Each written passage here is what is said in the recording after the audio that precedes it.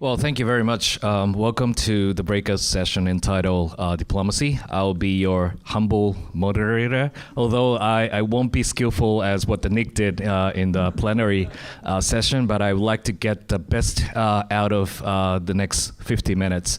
And we're going to leave 15 minutes for the Q&A, so the panelists may have 35 minutes of seemingly intensive, discussion among ourselves.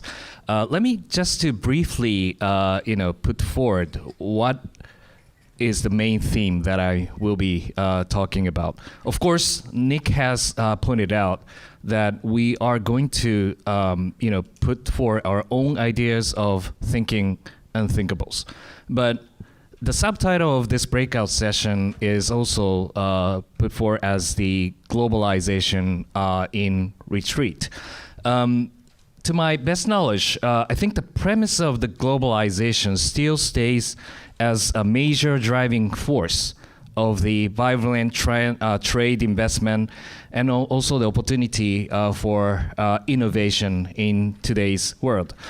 10 years ago, it's already 10 years, when the Thomas Friedman wrote his book entitled World is Flat, and he mentioned that the globalization gave unprecedented equal status playing field to compete in the global market. So whoever has a plug and play to the connected world, wherever you live, in India or in Northern Africa or in the Middle East, you have an opportunity to compete in these worlds. So these are the premises we've just heard in 10 years.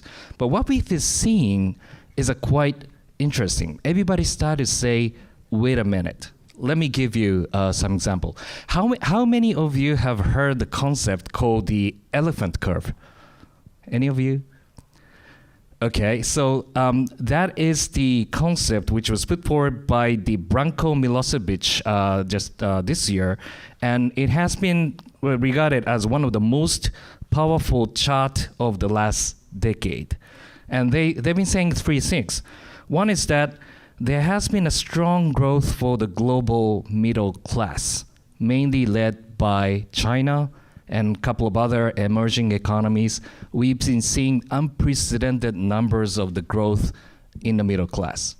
But at the same time, there has been a significant, stronger growth of the global top 1% of the income group. That is the major beneficiaries of the globalization because of the financial flows and because of the investments and so on. And who are the left behind people? Those are the apparent stagnation for the lower middle income class of the advanced economy. These are something that we are now pointing out, who are pushing forward of the movement of the Brexit and who are the supporters of the Trumps. So that's the elephant shape where the stagnation of those people were found, especially in the middle, especially in the advanced economy. And something we also have been seeing is the democracy as decision-making process has also been in retreat. Although we have achieved the expansion of the GDP in the world scale in past 20 years, but the ratio of the democracy and the freedom index has been stagnated over past 2 decades. What does it mean? Which means that emerging economies are growing without reforming the political system. So how do we actually, see these puzzles? And then how do we expect the coming unthinkable in next decades also? These are the major questions I would like to, share the panel. And then I'd like to start asking to Abigail. You've been having a vast experience across the globe. And in this context, what will be your major concern? And what will be your concept of the unthinkable, topic in coming years? Am I on now? Yeah. Thank you very much. That was a great opening. I want to make sure we have time, obviously, at the end for a conversation, because I have a sense there's a lot of expertise in this room. As many of you may have read in my bio, I spent a lot of my career in government. I was the U.S. diplomat for over 25 years. And from that vantage point, one of the things that struck me is that our old ways of analyzing unthinkables in terms of diplomacy no longer are the relevant ones. Our discussions of globalization or isolationism, that's not where the unthinkable lies.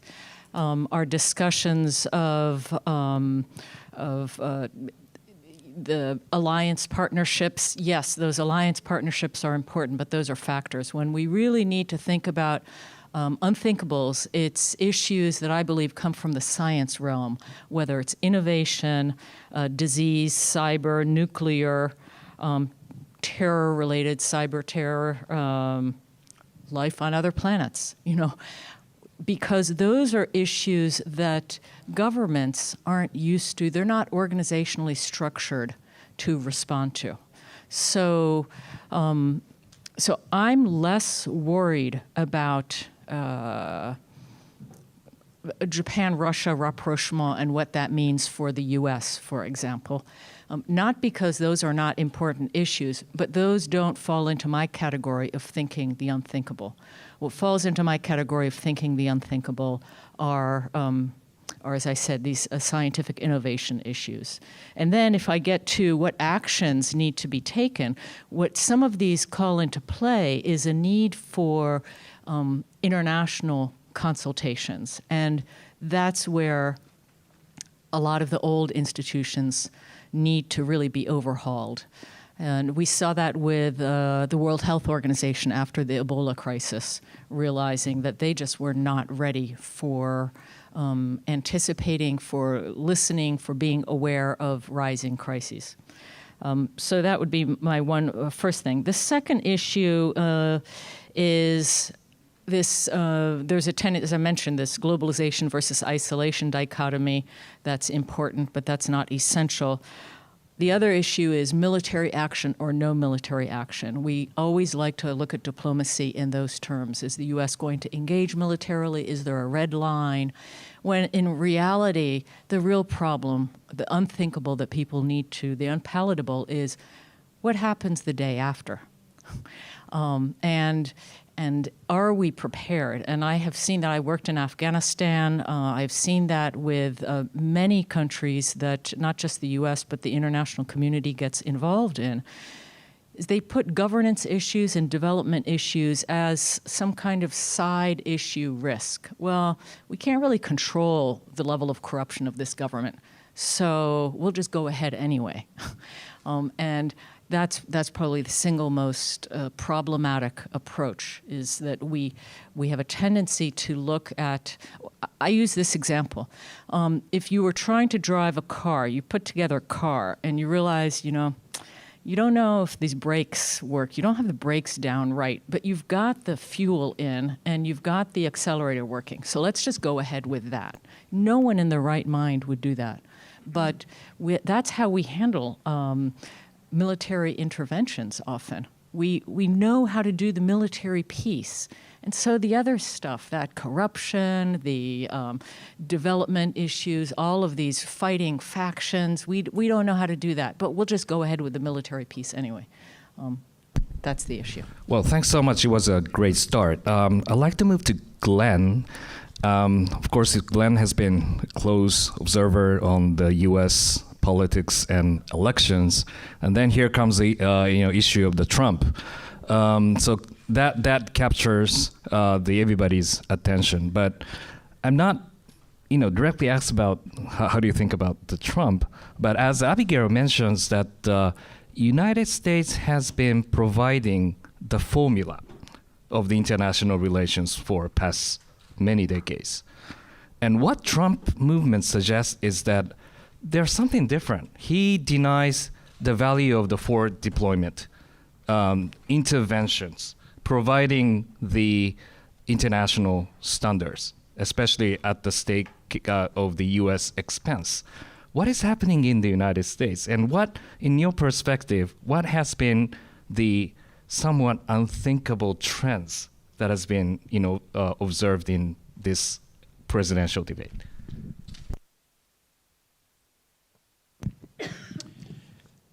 Well, I think it's true that very few people expected that Donald Trump would end up being the nominee of the Republican Party when he announced in June of last year that he was running. However, I think that the kind of views that he represents are views that have been around for a while. It's just that they haven't been the views of the leading candidate of a major political party. So the views themselves, I think, are not that surprising. It's more that someone who could conceivably be the President of the United States has those views. I frankly believe that in the upcoming election, Hillary Clinton is going to have a landslide, and that she will not only take the White House but also the Senate. If she wins by a landslide, I think that the mainstream Republican Party will be able to take back the party.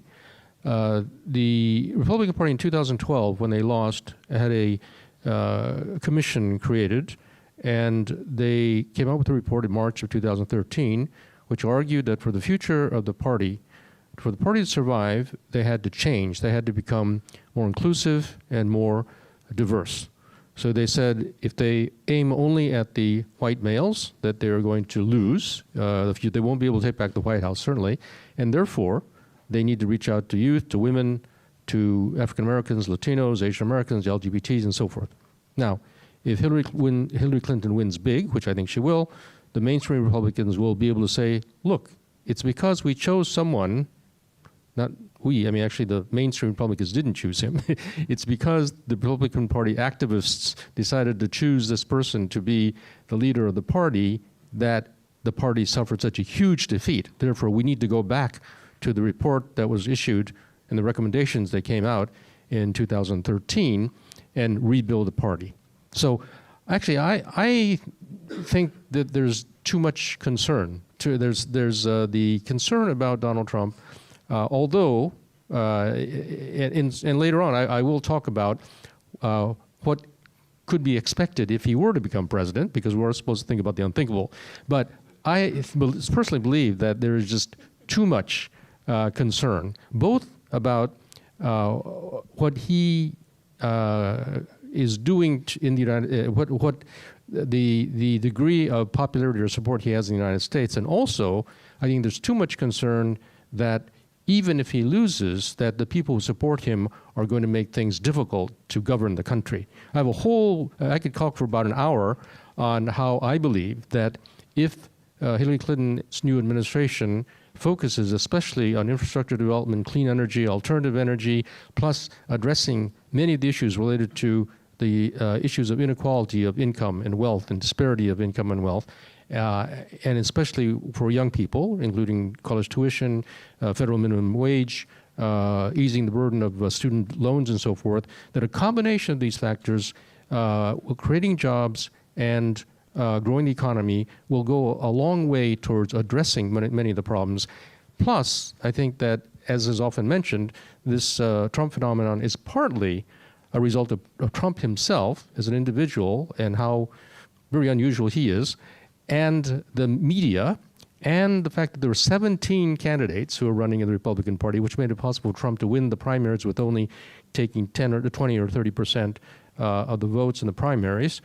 There's a whole range of factors, including, finally, I would mention the fact that sometime around 2040, the United States, demographically, the whites will become the minority.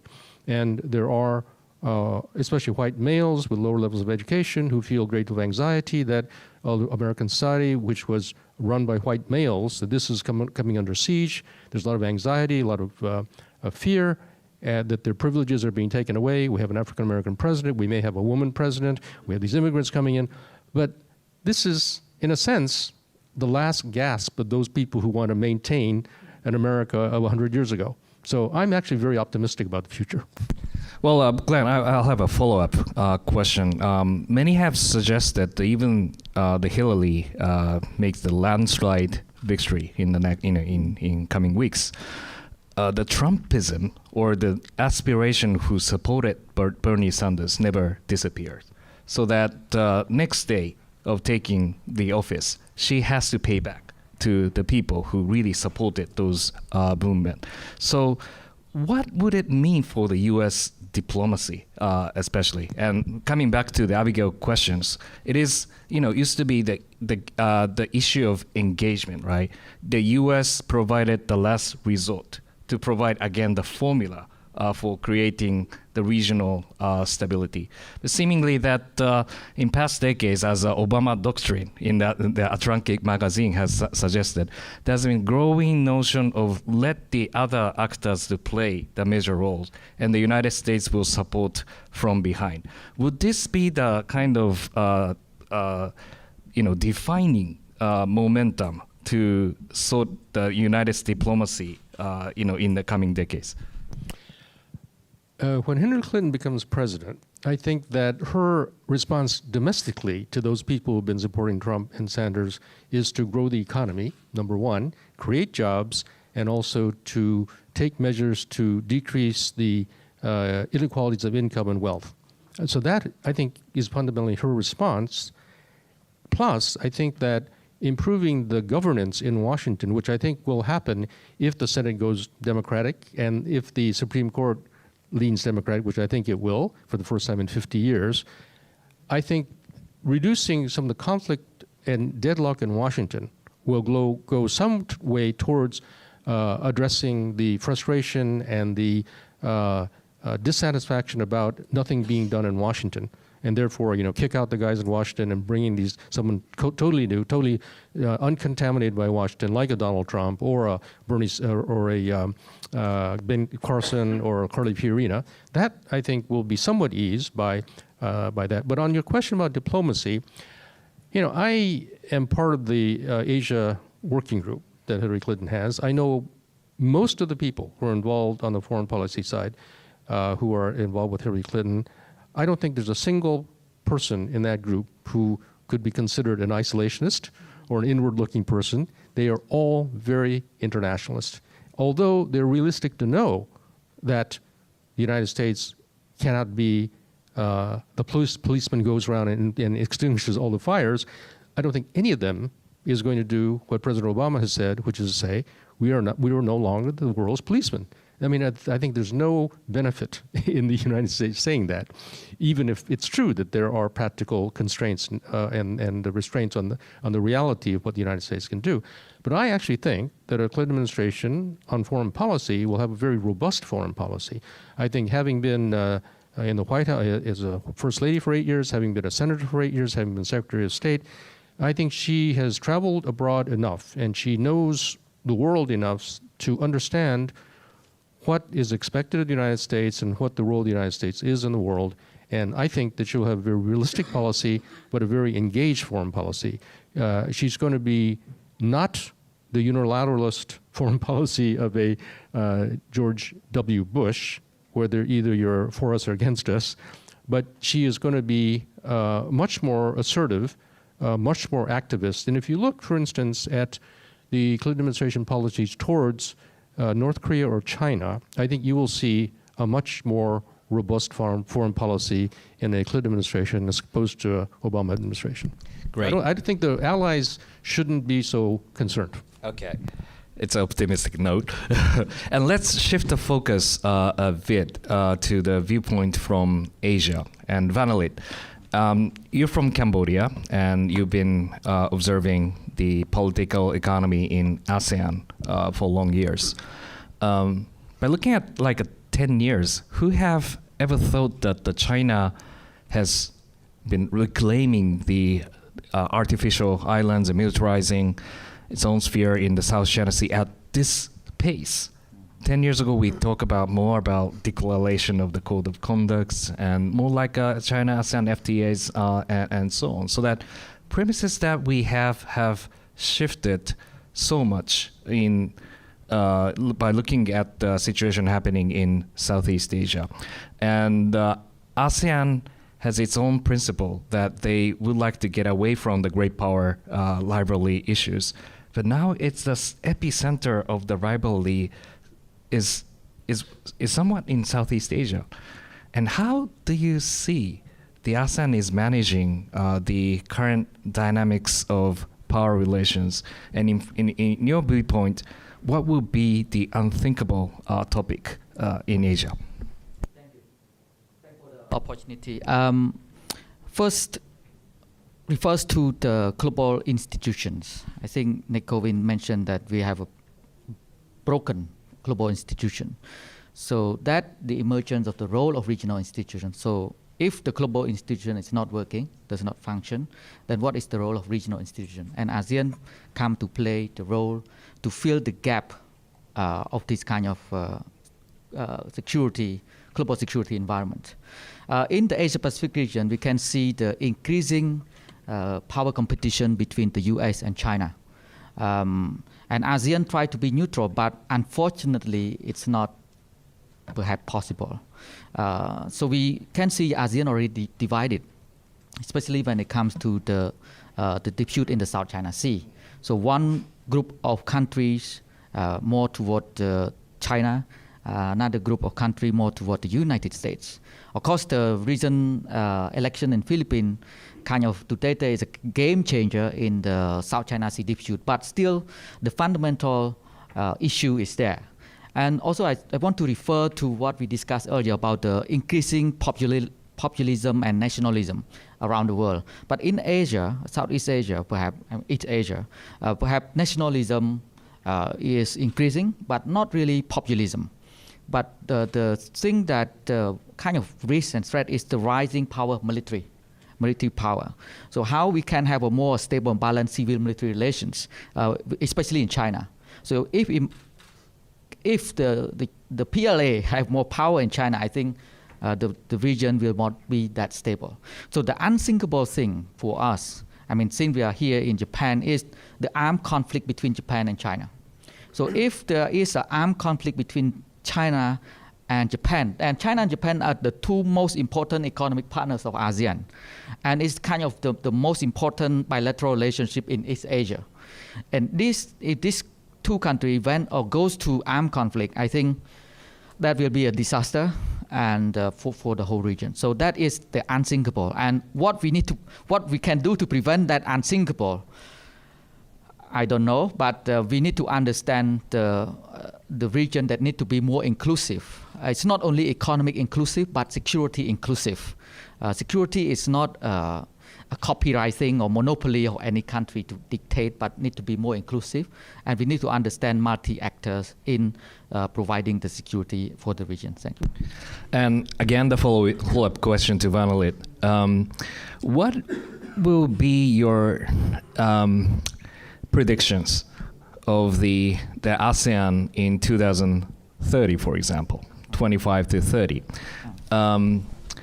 Many have discussed that China is trying to divide and rule of ASEAN by looking at the cleverness of the interests among them. And Cambodia is highlighted as one of them, heavier influence of the Chinese economic interests there and doesn't really have a stake in South China Sea. And people have thought that the Philippines has been the vanguard of U.S. commitment in this region, gateway for the U.S. Forward presence in Southeast Asia. But now we see a tremendous snapshot change of the President Duterte tilting towards China. What do you see? Is this the kind of long-term trends, or do you see there are some more like indigenous internal dynamics inside ASEAN is happening, which alters the trends from what we've been seeing this year? Looking ASEAN to the future 2030, from economic point of view, it will be the fourth largest economy in the world. Now it's the seventh largest economy in the world. So from economic point of view, very bright. But when it comes to strategic security, it's very tricky. Because of this kind of domestic power politics. Cambodia, if we dramatically change in terms of foreign policy if the opposition party win elections, which is going to take place in 2018. So you can see the kind of interference, directly or indirectly, by China and US in domestic politics, and who gonna win in the election, it will matter for the foreign policy. So the dynamic is there and very complex, and we can't really predict what going to happen in terms of foreign policy and regional architecture and so on. Thanks. Finally comes to Timothy, and you've been observing Japanese politics, economy, and society more than my age, actually. So you've been the expert, more best expert than anybody else. At the first session, Taro Kono-san, who's just sitting here, has been saying that Japan has done a lot, but there's a lot of issues ahead, which is under the concept of the thinkable, right, but which has not been dealt properly. And how much do you agree on these views? And then what would be your viewpoint about the unthinkables? Thank you very much. First of all, I think that this conference is to be commended because 10 years ago, conferences like this were talking about topics like ubiquity. What was ubiquity? And today we don't even discuss that anymore because everything is ubiquitous. The iPhone, Wi-Fi, accessibility, 7-Elevens, Google Exchange. And I feel that we are on the edge of completing this era that we've enjoyed for the 20th century, and new things are being presented to us. We're moving into actually a new realm. I'm glad you mentioned Kono-taro, because I think the nicest, greatest comment that was made in that opening session was his comment, think the unthinkable. I mean, we're not even thinking the thinkable. And we live in this petri dish, our culture, and by definition it is a blanket that's thrown over us. We are taught what to believe and what to predict and how we live our lives. And right now, the anchors of our culture, banking institutions, corporations, religions, money, all of these things are being questioned.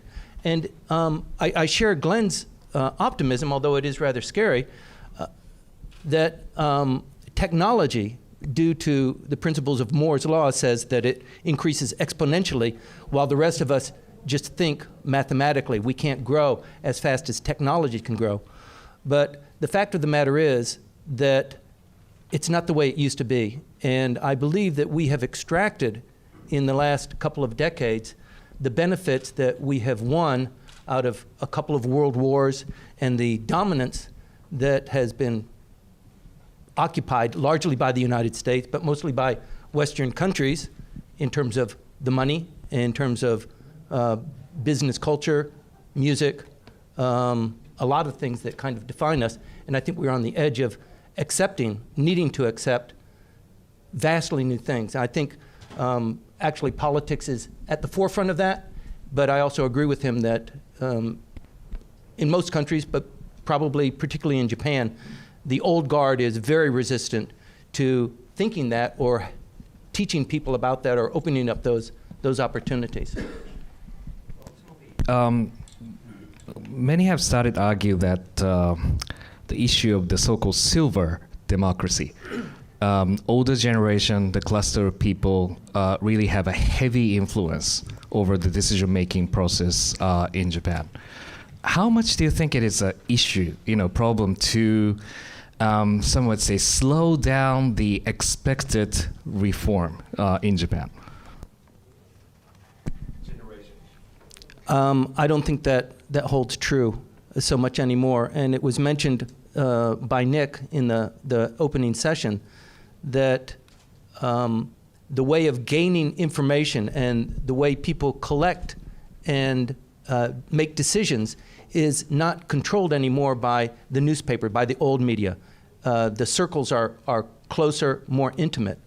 And unfortunately, the Japanese silver generation is also looking very suspiciously behind its shoulder, wondering who's going to take care of me.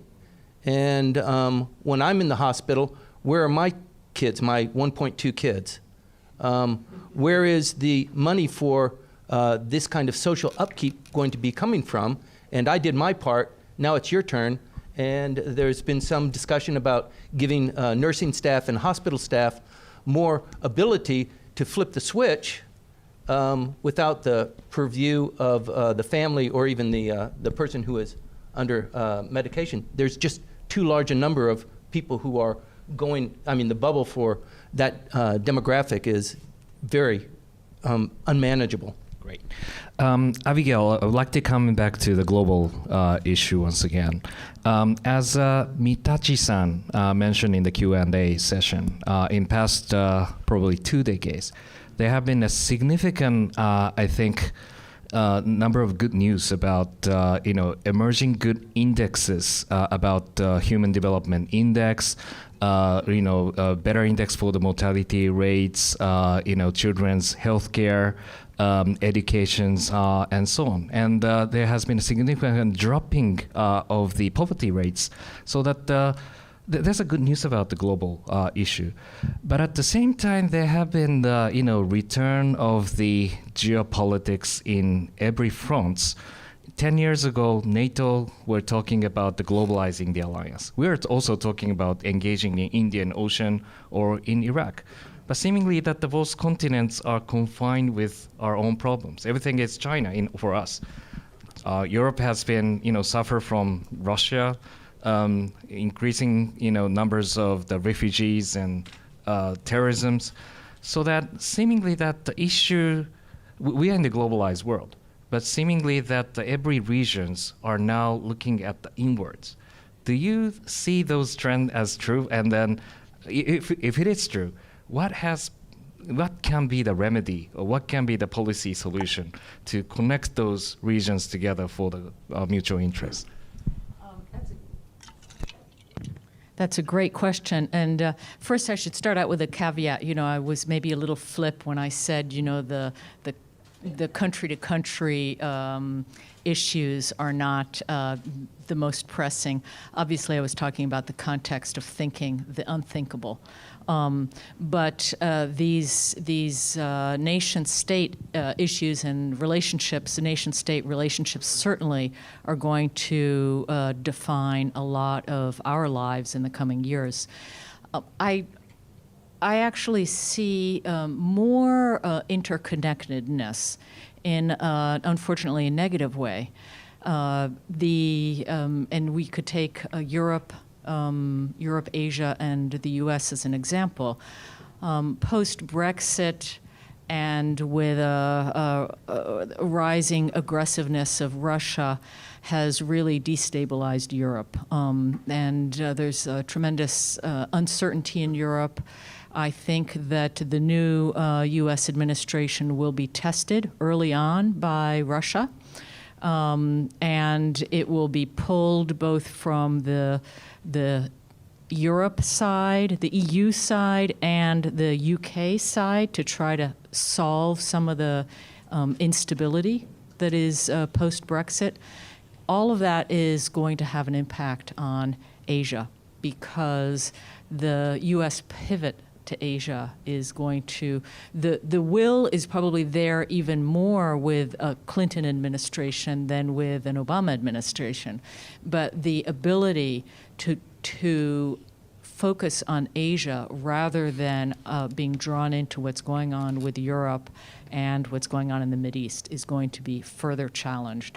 And on top of that, you have a situation where China is more than happy to have the U.S. distracted while it consolidates. Mm-hmm. You have the Philippines that is trying to come up with its own solutions to give it more security. Stepping back in some ways, what's sort of sad is that there is sort of a taking for granted that the U.S., well, we know the U.S. is going to be on our side, so let's see if we can figure out how to work with China. Great. Okay, we'll have now come at the time of the Q&A, and if you have great ideas over the potential optimistic or scary scenarios that you can think about, that's welcome. If you have any questions to the panelists, that's also welcome. Okay, Shikata-san. My name is Noriyuki Shikata from Japanese Foreign Ministry. This is a question to U.S. speakers, and this is probably thinkable kind of scenarios. One is the scenario of if the U.S. doesn't join TPP.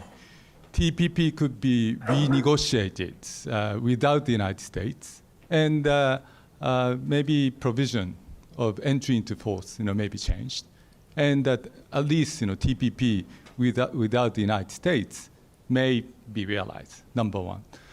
Number two is TPP will not enter into force as is, and probably China is very happy, and China will take the lead in Asian free trade agreement like Japan, China, Korea, trilateral FTA or RCEP, ASEAN plus 6.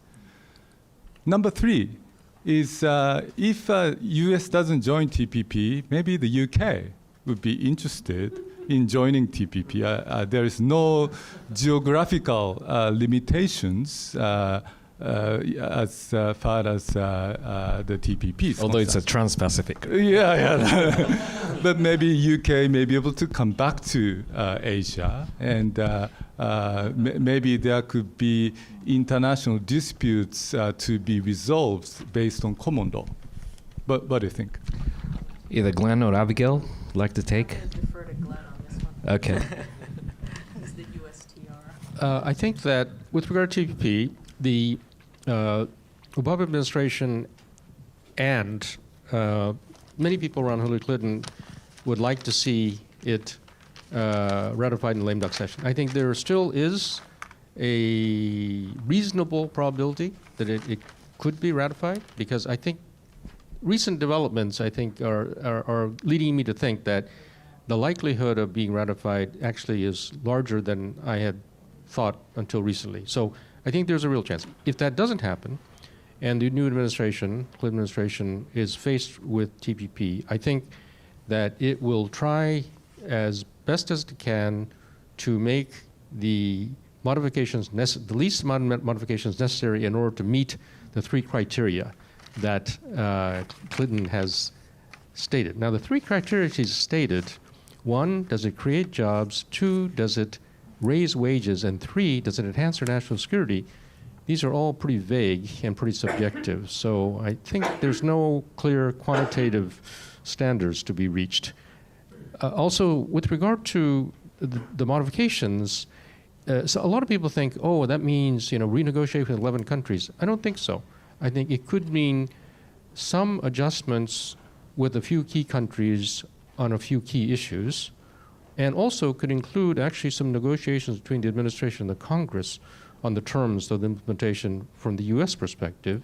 So I think actually there's more flexibility of what could be done, but I firmly believe that that Hillary Clinton and the people around her fully understand that the U.S. needs to be engaged in Asia, both on the security side and on the economic side, and TPP in some form, in some modified form, is the best way to ensure the economic engagement. And so if the TPP itself is not the way to do it, there will be another mechanism or architecture or method by which the Clinton administration tries to re-engage with Asia economically. Can I ask Glenn a follow-on question? Because it's something that I think about a lot, but I don't have the economic expertise. But what do you think, thinking outside the box, what do you think of the possibility if TPP doesn't go through, that there would be a U.S.-Japan FTA? There's a U.S.-Korea FTA that people really didn't think would ever happen. I could make a lot of arguments why that would probably be a great thing. That and my other favorite outside-the-box issue is that I think we should open up free immigration between the U.S. and Japan for anyone between the age of 20 and 30. and free work permits, the whole thing. That's, but anyways, back to Well, FTA. The notion of a U.S.-Japan FTA has been discussed since the 1980s, and the main impediment to that seemed to be the issue of agriculture in Japan. I think it might be conceivable that the U.S. would find it of sufficient interest to try to engage. I think the real question is on the Japanese side, whether the Japanese side would be willing to make the necessary adjustments in order to make it worthwhile for the United States to have a bilateral FTA. Okay, we still have 9 minutes to go, so we'll take a couple more questions, please. Thank you very much. Tatsuo Masa from NUCB Graduate School in Nagoya, another MBA competing with Globis. I'm very happy to be here. My question goes to my dear friend Glenn Fukushima. This topic says to fill the global leadership void by Japan. And I had a quite delicate simulation with a military expert from England this summer in Europe. What if North Korea may use nuclear arsenals against Japan? What will happen? My friend told me the United States will immediately react and use nuclear weapons. They have already planned on the shelf. To the underground, they will bunker blast that. To the surface, they use smaller nuclear weapon systems to kill both the underground and the upside. But probably this is the worst case scenario.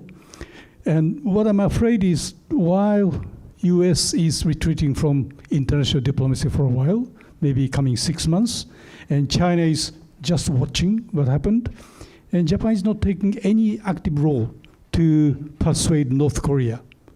Japanese government may believe they are not capable of doing so, but if there is a void of leadership, someone has to take the role. So looking at Japan and the United States, you have bridges over the two countries. What is a possible role Japan can play in preventing the worst case scenario of the use of nuclear arsenals by North Korea? Thank you. Glenn? I'm not sure that I'm the person to answer that question because I think it's really it's a question for Japan as to what Japan's role would be.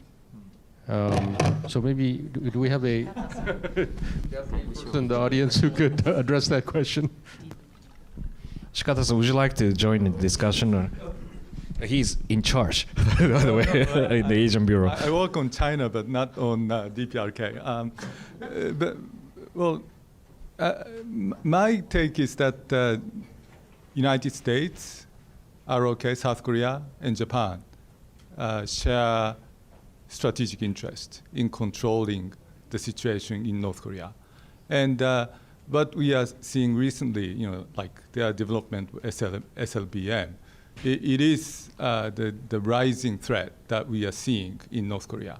So we've got to be all the more vigilant and try to be, align ourselves in addressing this issue. We need to have tighter security, the sanctions, new UN Security Council resolutions, and I guess the United States, Japan, and ROK may come up with their own respective additional, sanctions.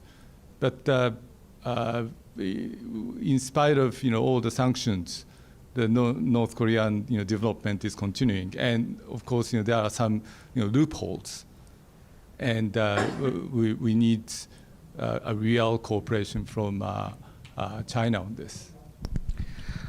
Please. I was just going to add, I do think that's a really important question because I do sense that if Hillary Clinton becomes president, that is going to be an area where we will very quickly see new policy proposals. I think that the sense of the strategic patience model is seen as not really effective. As Glenn said, that a Clinton administration would have a much more robust presence in Asia, and I think it will play out on the North Korea issue.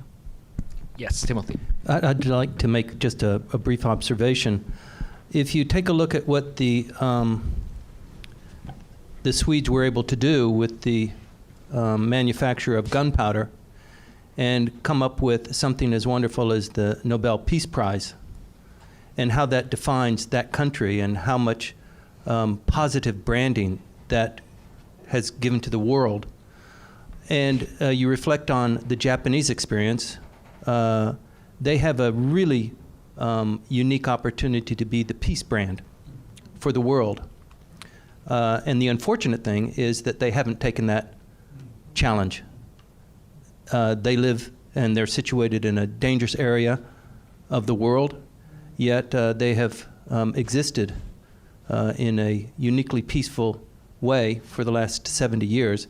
And I think that there is an opportunity for the Japanese to really take this brand to the next level. I just don't know why the opportunity hasn't been exercised. Okay, there will be a chance of one or two more intervention from the floor. Please, Tanaka-san. One of the unthinkable for me as an energy expert is, do you think is a good chance of having the war between Saudi Arabia and Iran? I mean, this is a huge crisis. I said that oil price may stay low, but exception is this crisis in the Middle East. Are we prepared for that? Probably Abigail. I was going to say, you could answer that one probably better than I'm a humble moderator. I'm a little reluctant to engage on this because it's not my area of expertise either. But I think I guess my caution is watch that space when you look at Yemen. That that's really where things are playing out now. So. Any more intervention from the floor on this? Obviously, we've been seeing the long-term destabilizing trend between those two countries, and then it really happens depending upon the stability of the U.S.-Iran P5+1+Iran deal will be sustainably maintained.